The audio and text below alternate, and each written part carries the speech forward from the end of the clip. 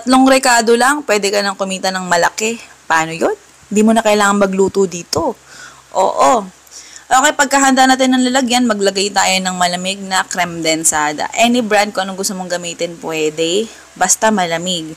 Oo. Pagka gusto mong dumami yan o dumoble yung dami niyan, pagkatapos haluin, kailangan malamig ang gamitin mo.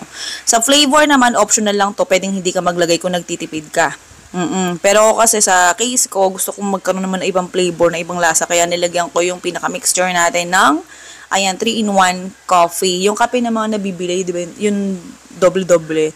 Yung isang pakete lang nun ang gagamitin mo. Okay na yung goods na yan. Matapang na yung lasa niyan. Di ba, laki ng dinoble nung dami. Basta malamig ang gagamitin mong creme densada. Marami ka nang magagawa. Dito kasi sa atin, yung container na ginamit ko na to, itong sa video natin, malaking size to ha, malaking size. Kaya, ang total na magagawa natin dito ay 6 na piraso. Pero, big size talaga siya, XL size. Bali, yung first layer natin, ayan, Graham Crush yan ha, Graham Crush. Sa dami ng Graham Crush, depende sa'yo kung gaano karaming gusto mong ilagay. Kung nagtitipid ka, kontian mo lang. O kung nagtitipid ka talaga as short ang budget, pwede huwag ka na maglagay ng Graham Crush. Oo. Optional lang yan.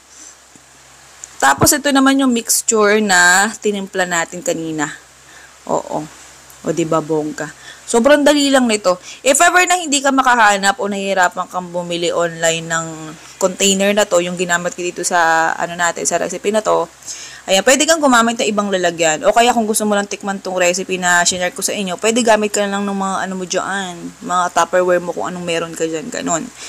Pero kung gusto mo malaman kung saan mabibili tong container natin, ilalagay ko na lang yung link sa comment section, or kung sa TikTok ka nanonood, sa Yellow Basket mo tignan, or kaya sa TikTok showcase ko.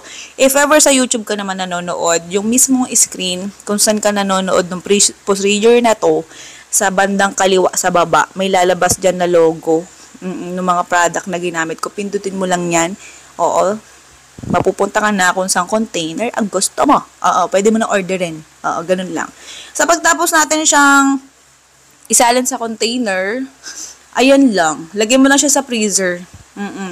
Kung nagmamadali ka, pwede mo siyang iserve agad-agad after 4 hours. Depende sa kung gaano magpalamig yung freezer nyo.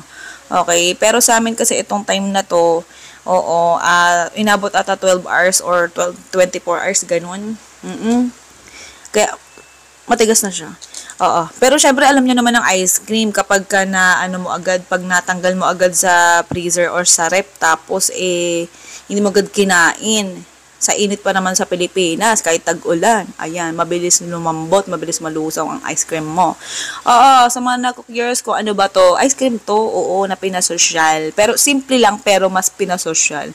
Ayan, ginamitan natin siya ng mas magandang pangmalakas na lalagyan para if ever na ititinda nyo, ayan, hindi magre-reklamo yung bibili sa inyo. Kung ikaw naman mismo yung magre-reklamo,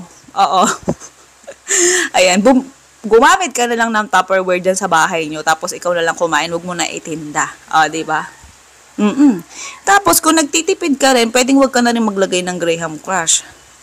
If ever na nagtitipid ka pa rin or tight ang budget pero gusto mo kumain ng ice cream, huwag mo na lagyan ng 3-in-1 coffee.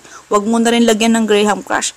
Lagay mo agad sa rep pagkahalo mo nung mixture ng ice cream natin, tapos, ayan, after 4 hours or 24 hours, kainin mo na. Diba?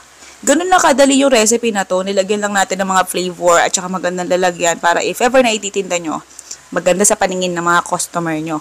Pangyayamanin, pang resto yung itsura nito sa Personal Promise. Malalaking size yan ha. Okay, ito yung pangalan recipe at saka costing natin. Ayan, Graham Coffee Ice Cream. Pero kung meron ko naisip na ibang pangalan, bala ka. Sige na, goodbye, good luck. Pabiyaw.